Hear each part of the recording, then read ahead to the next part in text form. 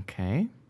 Well, on the green team, it's the same lineup we've already seen from them, so it doesn't look like they're changing lineups based on map because it's Scharnhorst, Jean Bart, Georgia Nelson. Right. I mean, they won the other game with that combo, so Yep. sure. And then, ooh, over on Team Light, we have a Turpitz. First time seeing a Borodino, and then a Roma, and finishing up with a Massachusetts. Borodino, an interesting choice. Personally, I don't like it, but we'll have to see how they use it. Yeah, I mean, you think about tier 8 Russian battleships, and I mean, the king at the top of the class is the Lenin. Borodino, with the radar, Hmm. if they've been running to a lot of Italian smoking battleships, would make a little bit of sense, but Yeah, I mean, the radar definitely. does get you some early vision, but I commented earlier about how easy it is just to pop a plane. Yep. Hmm. All right, well, we're going to watch the usual teams jockeying for position as we take some ships heading towards the south and some heading towards the north. Um, Interesting, neither team is really sending assets to the center like in the last battle we just covered. Both of them are going for both sides here. So Yeah, it's going to this will come down be. to. Go ahead. I'm gonna say this is gonna be interesting to see. I like the Scharnhorst Jean Bart going high up top, try to whittle down the Massachusetts, and then I actually really like this George on the flank. I mean, as I Hmm. said, George is one of my favorite battleships, and there's nothing more satisfying than just basically giving the enemy team a middle finger and saying, "I'm going to charge at you," and there is Right. nothing you can do about it because I have Right. secondaries and 457s. Right. I Um, mean, the only thing more satisfying is a constellation outrunning a DD and then radaring it in smoke. But life's guilty pleasures. or torpedoing one. But Ooh, that too. so I was gonna say this battle really, it's gonna come down to who gets the proper cross shots, who's able to smack a ship on the other side of the map, and you can see the Turpitz now putting up a scout plane, looking for that shot up to the north. No, actually he's not. He just wants to see where the Georgia and Nelson are. Mm-hmm.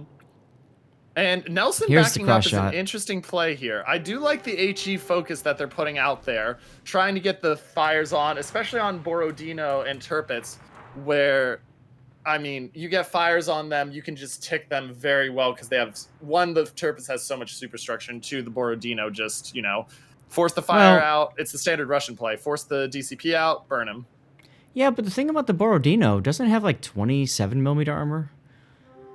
Does it I have a thought it. 27 millimeter? I could have sworn it was less armor than most other battleships, and that was kind of like its big thing. It could get smacked in the face. And that's why I was saying how I didn't really like the pick for the Borodino because it's just not as effective as a bow tanking ship. And you can see the Tirpitz is being used as a bow tanker, and he's getting punished hard for this. He's Mm-hmm. pushing.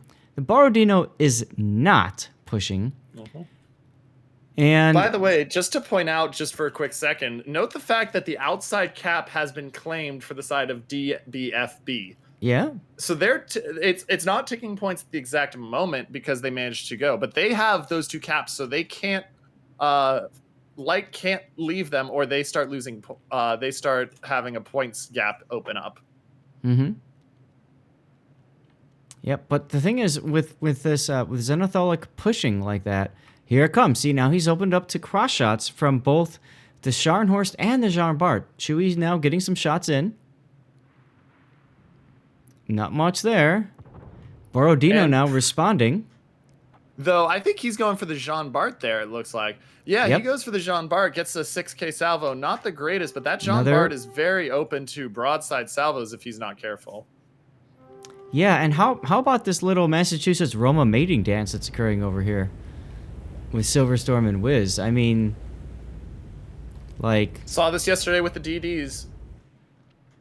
are you gonna like do you need an island or something? I was just waiting for BBC to show up out of nowhere. Oh, you went there. What? British Broadcasting Company? David Attenborough? It's like, David Attenborough narrating a nature documentary? This just in, Mini Hannibal has been removed. I mean, I'm just going for the British Broadcasting Company reference. I don't know what you're talking about. Of course you are. Of course. I do like this push by Chewie, though, back in the actual game. He's getting that pinch. The Roma can't move up. Jean Bart is very tanky from the front. I don't get why the Roma moved up in the first place. He's just letting himself get slapped. There's this Georgia sides. Now he's going to have to back up somehow with Chewie coming around the corner. Meanwhile, Zenitholic and the Turpits is like, oh, cool. Nobody's shooting at me. I'll just chill for a little bit. Sharnhorse charging and saying, you know what? I'm going to send Torps here. Oh, taking a big hit from the Roma in kind. Wiz's rear turret is on the wrong side of this. Sharnhorse comes Torps around. He's gonna get two. Yeah, he was early there. Got a little excited. He should have held him for about now. Ready, he can delete the Massachusetts here if his front guns are ready. He can absolutely delete the If he can get the kill and the ram. He's going for the ram. He got the ram. Yeah. And Jean Bart now has a 18,000 health advantage on the Massachusetts. And shells coming out from downtown from the Georgia don't quite clear the island. Nope. But that difference is a little bit lower because that Jean Bart just whacked the Massachusetts right in the superstructure. Yep. I'll bet the captain felt that one. Look at those caps I was talking about. Look, points are just ticking up every second for DBFB. And I mean, it's not going to be enough to win the game in the next 4 minutes, but it is enough that even if YOLO gets some kills, it probably is not enough to overcome the deficit change. Oh, absolutely. Light is forced to make a play. They absolutely have to make a play here. The problem is I don't know what kind of play they can make. I think the only play is the one they're trying to do, which is get the Jean Bart down, start taking the caps. But, I mean, he's backing up. He can take shots from the Turpits and the Massachusetts, but, I mean, he's also burning the Massachusetts down to the ground slowly but surely. Mm-hmm. Massachusetts doing a nice job, Wiz, of backing up, trying to get out of the Georgia shell arcs. You can see how the Georgia and Nelson have both just completely backed off, looking for those plunging shots over the island.